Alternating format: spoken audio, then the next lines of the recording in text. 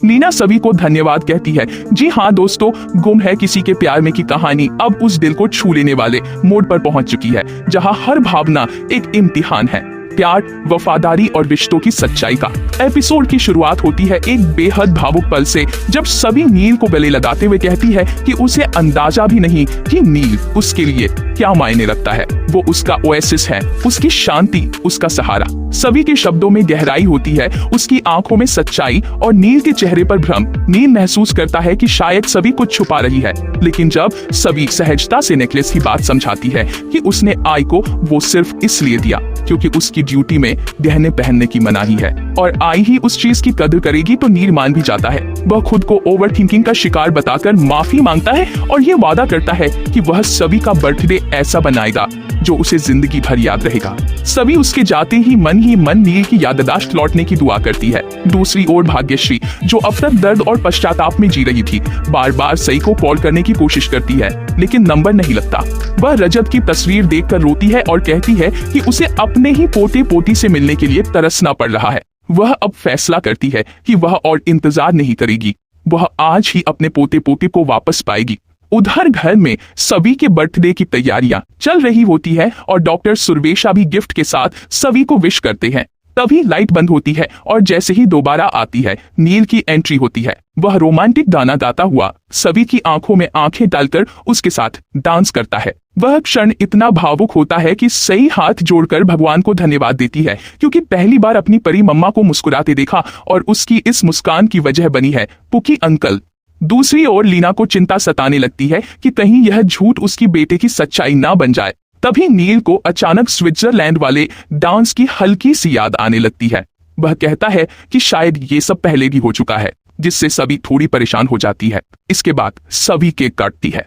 सभी लोग तालियां बजाते हैं और केक खिलाने के बाद नील और सभी एक दूसरे को प्यार से केक खिलाते हैं। उसी समय नील फोटो क्लिक करने के लिए कहता है और डॉक्टर तस्वीरें खींचते हैं, लेकिन ये सब छिपकर देख रही होती है भाग्यश्री, जो सोचती है कि सभी उसके पोते पोती को उससे छीनकर दूसरों के साथ खुशियां मना रही है। अगले दिन सभी सई को ढूंढती है और प्राची उसे बताती है कि सई नील के साथ योग कर रही है।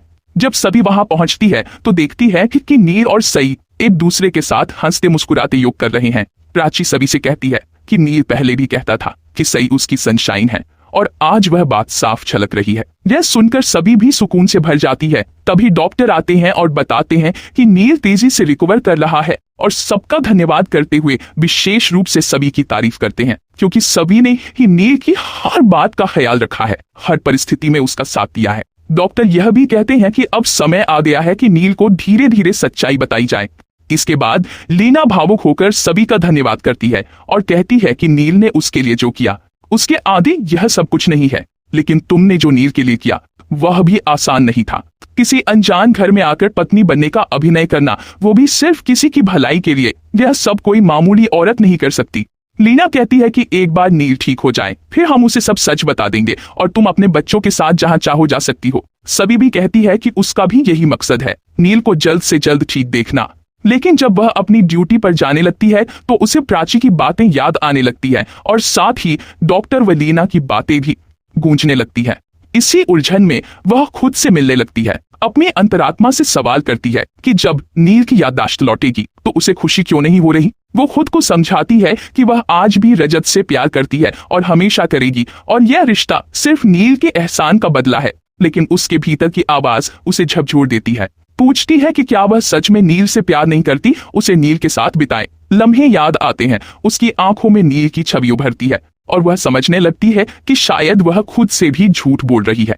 मगर फिर वह कहती है कि यह सब नील की गलतफहमी है और जब उसकी याददाश्त लौटेगी तो सब साफ हो जाएगा।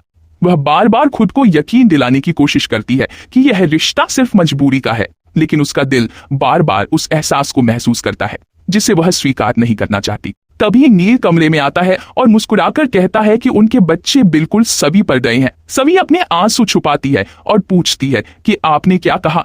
नील उसकी आंखों में झांकते हुए कहता है कि आप रो क्यों रही हो।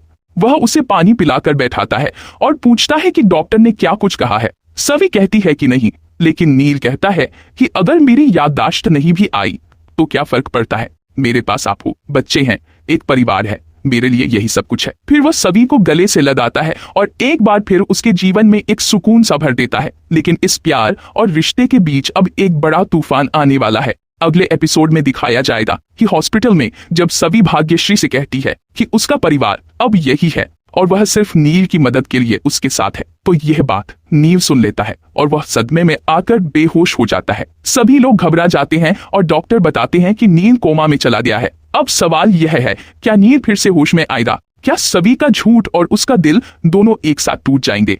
या यह प्यार जिसे वह आज तक झूठ समझती रही उसकी सबसे बड़ी सच्चाई बन जाएगा? जानने के लिए देखते रहिए गुम है किसी के प्यार में।